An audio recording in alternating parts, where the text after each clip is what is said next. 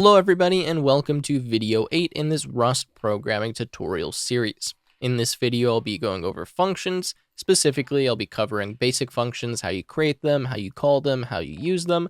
Then I'm going to talk to you about statements versus expressions, and then I'm going to describe how you return values from functions, which is a little bit different in Rust than it is in other programming languages. With that said, let's dive in here after I tell you to check out programmingexpert.io from the link in the description, which is the best platform to use if you want to become a software engineer. If you're already at this point in the tutorial series, just go have a look at it, let me know what you think. And with that said, let's dive in here to functions. So we already have a function created in our program, and this is the main function. Now this is a special function, and we know it's going to be the entry point to our program, and that's why we need to call it main, and we need to have this in our main kind of source file here, right? However, we can make our own functions in a similar way to how the main function is defined by using this fn keyword, which stands for function. So I'm going to do fn here, and then I'm just going to do a test function. So for now, we can just do something basic like test, but I do want to mention here that the naming convention for functions in Rust is to use snake case. So let's say I wanted to have something like test1, this is how I would write it, as opposed to using camel case, which would be something like test1. So use snake case like you would in Python, not camel case like you use in most other programming languages. Okay, so with that said, we have function test1, or we can just go function test. We're going to open up our curly braces like this, and anything inside of the curly braces here will be executed when we call this function. So this is the name of the function. Inside of the brackets, we'd actually put any parameters, which I'll talk about in a second. And then inside of our curly braces, we put the body of the function, or what we want to execute when we run it. So for now, we can do something very basic where we say print line, and we can just say test has been called ... Okay, so this is our test function. Now to use our test function, we simply write the name of the function, followed by our parentheses, and then we're going to put a semicolon here, and this will call the function. Calling a function just means we're going to execute the body of the function, so we'll just print this. Now we can call a function as many times as we'd like, so we can call it twice like this, we can call it before we print hello world, and then this function will just run 3 times. So that's kind of the benefit of functions, we can reuse them, and that's why we would make something into a function. Okay, so let's go here and let's just run the code and make sure this works. And notice I get test has been called, hello world, and then test has been called 2 times.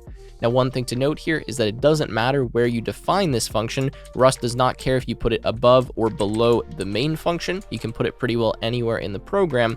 And just to prove this to you here, when I run the code, it will still work even if it's above the main function. And again, as we saw, when it's below the main function, of course, it works as well. Okay, so that is the basics on creating a function, but this is a very, very simple function, right? All we're doing is printing something out, and a lot of times when we create a function, we're doing this because we want to reuse some code, and oftentimes we want to pass parameters or values to the function that it can then process and do something with. So let's now delete this function here. Let's get rid of these calls, and let's make a function that does something a little bit more useful, maybe like adding a few numbers, multiplying something.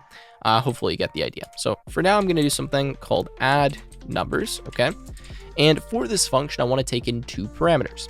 Now, parameters are just values that need to be passed to the function when we call it. So in this case, let's take in a number x, and whenever we define a parameter here, we need to specify the type of this parameter, and in this case, I'm going to say this is a not int32, but an i32. I also want to take in y, and this will be an i32 as well, and then inside of here, I'm going to say print line, exclamation point, I'm going to say the sum is, and then I'm going to put my formatting in here, and then I'm just going to put here x plus y.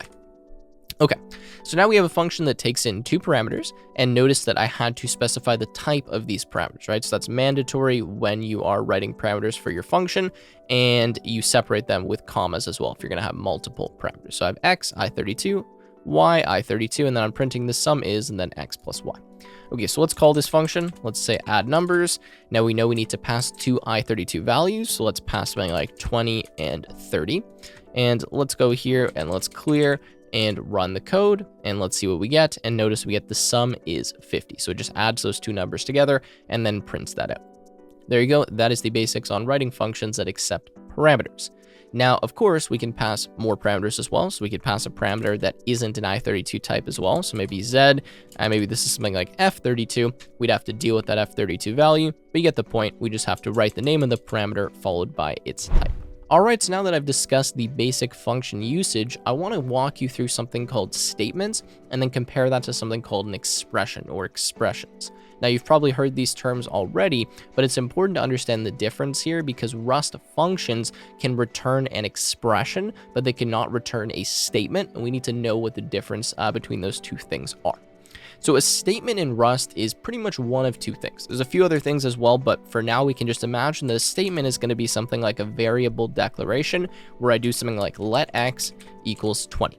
This is a statement. This whole thing right here, it ends in a semicolon and it doesn't evaluate to anything. It doesn't return a value.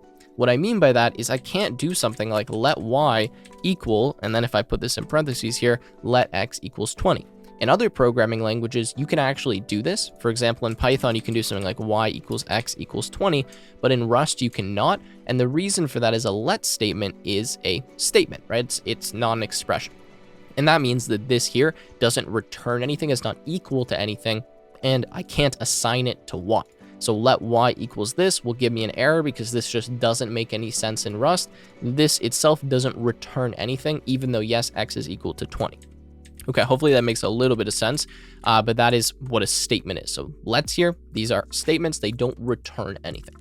We then have function declarations. So when we actually write fn and then the name of the function and the parameters and all of that, this is a statement. This doesn't return something. I can't do something like let x equals and then the function here, whereas in other programming languages, you could actually do that. So keep that in mind. If I try to do this, that's not going to work because this is a statement, not an expression. Okay, so we have kind of the two basic things here that are statements. So what is an expression?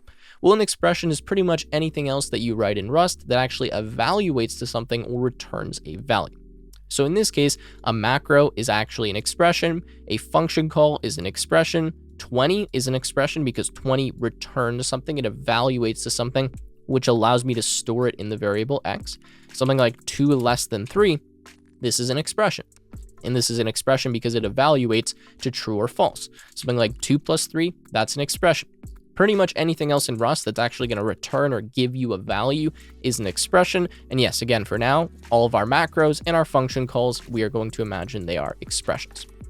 Okay, now one other thing I'm going to show you that is also an expression that looks a bit weird is the following. So let's actually just delete this and let's say let number equal to, and then I am just going to put kind of a block like this. Now this is actually an expression, but I'll describe how this works in a second. I'm going to say let x equals 3, and then I'm going to say x plus 1. So this here is an expression that will evaluate to x plus 1, which is actually 4, and then we will put 4 inside of number. Now I need to prove this to you because it looks a bit complicated, but let's print line. Let's go here and let's print number, and let me describe why this works.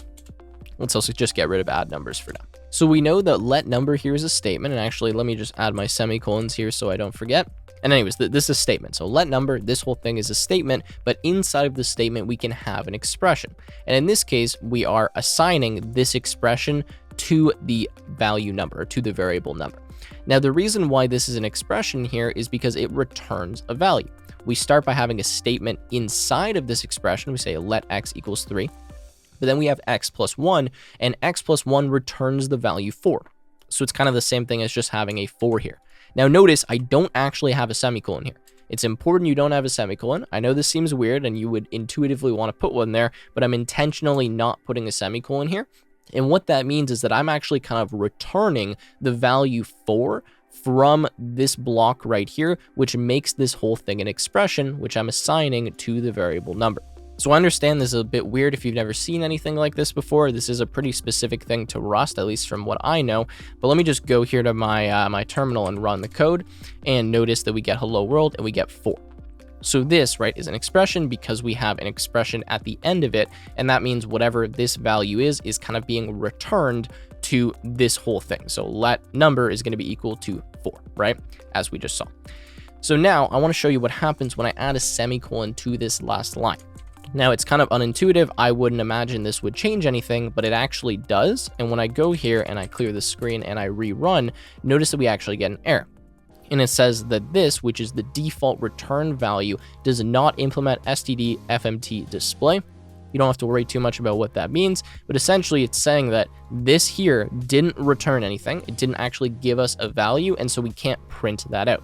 Whereas again, if we change this to not have the semicolon, now this is an expression as opposed to a statement if we added the semicolon, and we're kind of returning this and able to use it as the value for number.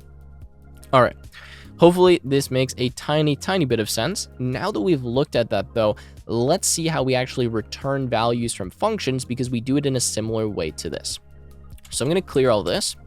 I'm going to say function, and let's just go with add numbers again. Let's take an x, which is our I32, and y, which is going to be our I32 as well. And now what we need to do is specify what we're going to be returning from this function. So this time, rather than printing out what x plus y is, I want to return it. So to return it, I can simply do x, not quotation marks, but plus y like that. And this now turns this into an expression, which is going to be returned from this function when it's called. However, I need to specify the return type, just like I'm specifying the different types for the parameters here. So to do that, I'm going to put an arrow, or I'm going to put this operator here, which I believe is just like the return operator in Rust. And then I'm going to put the type that's going to be returned from this function, which is I32. So I'm specifying that I'm taking an x and y, which are both I32 values. I'm then returning an I32 value. And the way that I'm returning this here is that I have an expression as the last statement of my function body. And now what I can do is something like let result equal add, not address, add numbers. I'll pass maybe 2 and 3. And then I can say print line, and we can just print this out here and print result. Okay, so let's go to our terminal here. Let's clear and run. And we got an issue here. Oh, we need a semicolon. My apologies, guys. I always forget the damn semicolon. Let's run. And notice we get hello world and we get 5. Okay, so that's how you return a value from a function. You simply write an expression that you want to return at the very end of the function without a semicolon. If you have a semicolon, it's not going to work. So make sure you don't have the semicolon. Now, if I just wanted to return, say, the value 5 or the value 10, I could just literally write the value 10, right? Because this is an expression. So if I write this, now notice that I'm going to get these errors because I'm not using x or y, but I still get 10 returned here. The program doesn't crash. It's just giving me, sorry, the warnings. Okay. Now, just like we can do that, so we can have, x plus y, right? We can write an expression. We can also explicitly use the return keyword in Rust. So I can say return x plus y. And if I do this now, I'm allowed to add the semicolon, and I'll be returning whatever the result of this expression is. So let's go here, cargo run, and then notice I get hello world and 5. Now, I believe it doesn't matter if I add the semicolon or not. So if I remove it here, I should still get the same thing. But when you explicitly use the return statement, it's fine to have the semicolon. And in fact, this is a statement that's going to return an expression from the function. I know a lot of terminology here, but it is important to understand before we go too much further. Okay, so let's continue here and look at some more advanced examples. So inside this function, I can do something like let result equal x plus y. This is a statement. It's fine if I put that inside of the function, but if I'm going to be returning a value, I need to have an expression as the last line of the function.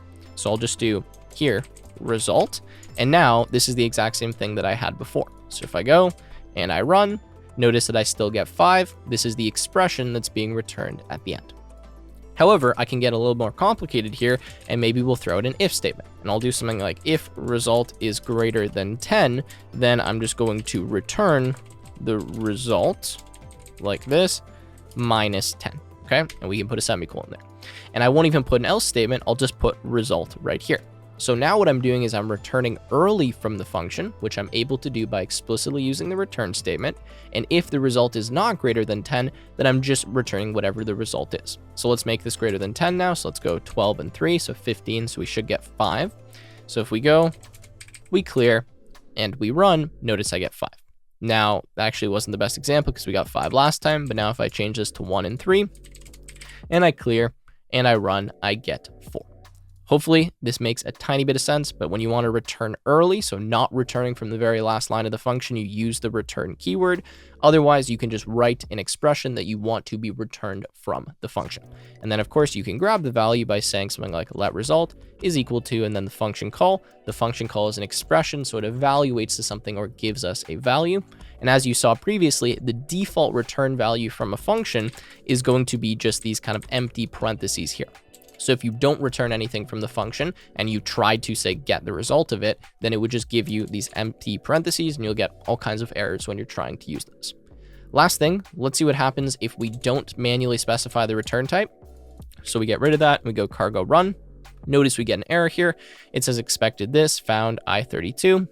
Whatever, it's just giving us, an error because it's saying the expected default return value is nothing, yet you're returning something from the function, which you can't do unless you explicitly specify what it is that you'd like to return. Okay, so with that said, I think that's pretty much everything that I need to cover for functions. There is some more advanced use cases, of course, but for now, this is really all you need to know. Just remember that function declarations, stuff like return statements and let statements are statements. They are not expressions. And when you want to return something from a function, you can simply write an expression without a semicolon, or you can manually use the return statement. You also need to specify the types for the parameters as well as for the return value of the function. With that said, if you guys enjoyed, make sure to leave a like, subscribe to the channel, and I will see you in another Rust programming tutorial.